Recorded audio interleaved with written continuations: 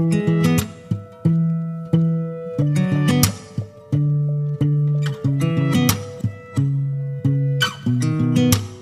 sound really fine. 아무렇지 않은 척 아무도 모르게 조심하는데 또 티가. Hello, how are you all? I hope you're all doing good and wonderful and safe. This is Krishna. Welcome you all to another episode of Incredible Useful Phrases. So today we'll learn some phrases for which you don't need any grammar, you need only practice. So practice it as much as you can, because if you will practice it and use it, तभी आप इसे long time तक याद रख सकेंगे अगर आप इसको अपनी डेली लाइफ में डेली यूज़ करेंगे तो, क्योंकि हमें वो चीज़ें ज़्यादा दिन तक याद रहती हैं जिन्हें हम डेली प्रैक्टिस करते हैं और यूज़ करते हैं, बजाय उनके जिसे हम सिर्फ रट लेते हैं. So practice it as much as you can if you want to speak in English. And hey, while subscribing the channel, please hit the bell icon so whenever I'll come on, you will get the notification. So let's get started. So first one is phrases for asking about health and life. हम जब भी किसी से मिलते हैं तो सबसे पहले उसकी हेल्थ और लाइफ के बारे में पूछते हैं. तो कुछ phrases उसके लिए, हाउ आर यू, सबसे कॉमन फ्रेज जो मोस्टली हर कोई यूज़ करता है आजकल. हम मोस्टली यही यूज़ कर लेते हैं जब भी किसी से मिलते हैं, that how are you. The second one is how are things.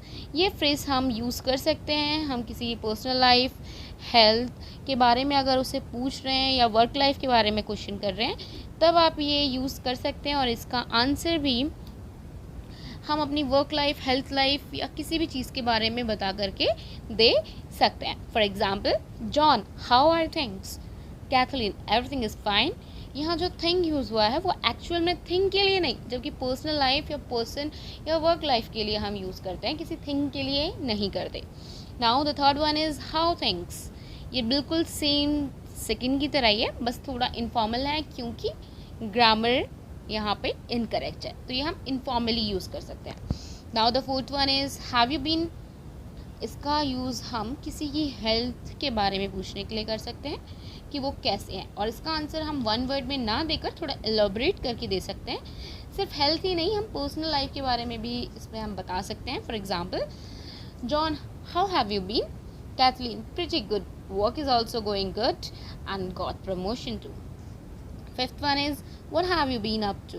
इसका यूज़ हम कर सकते हैं ये पूछने के लिए कि वो पर्सन रिसेंटली क्या कर रहा है, और इसका आंसर आप कर सकते हैं ये देख कर कि आपसे वो क्वेश्चन कौन पूछ रहा है.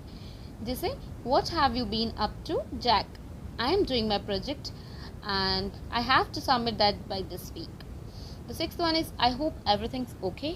इसका हम पर्सनल लाइफ या हेल्थ लाइफ के लिए कोई भी क्वेश्चन कर रहे हैं तब यूज़ कर सकते हैं. उसका आंसर हम वन वर्ड में दे सकते हैं, लाइक यस और नो, और इनफॉर्मली या good, like this. Okay, the seventh one is have you been keeping.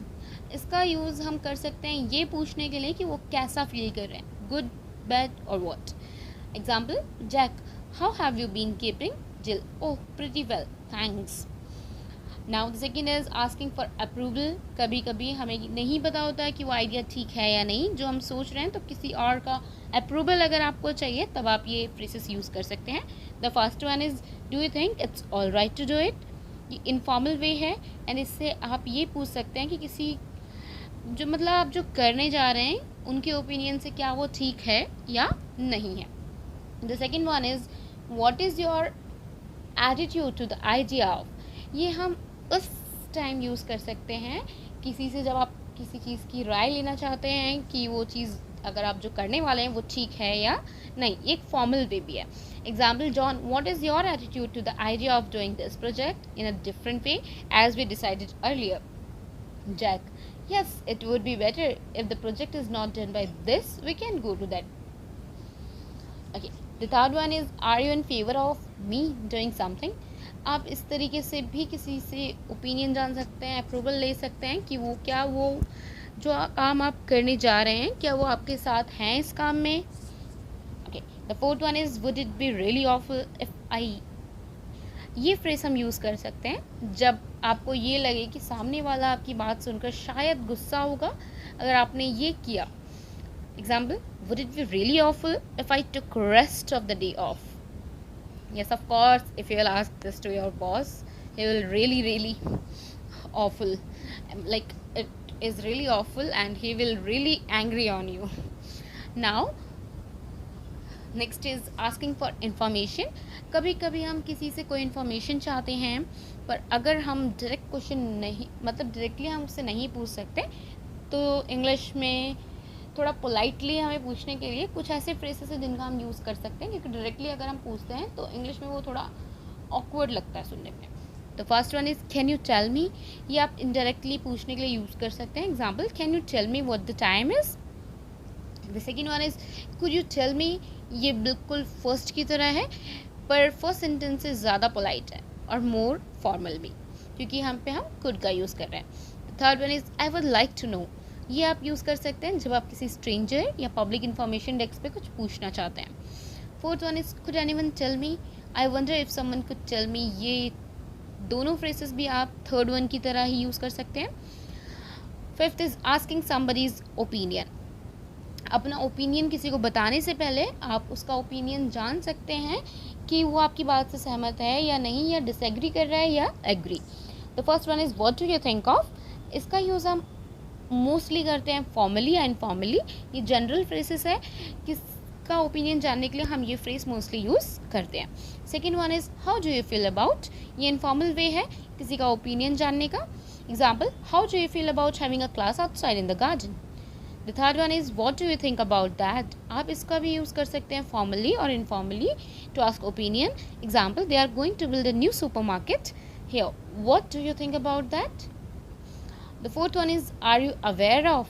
ये इंसिडेंट के बारे में किसी से अगर आप राय लेना चाहते हैं तो इनडायरेक्टली एक वे है किसी का ओपिनियन जानने के लिए कि वो क्या फील कर रहा है इस चीज़ को लेकर. So that's all about today's session. I hope you enjoy the video, and if you find the video helpful, please share it with your family and friends, and do subscribe and hit the bell icon, and please hit the bell icon also so whenever I'll post any new video you will get the notification, and hit the like button also. So this is Krishna shining out. Love and peace from me to you. I wish you all be happy and healthy wherever you are. Thanks for watching till last. Bye bye, take care, meet you in the next video.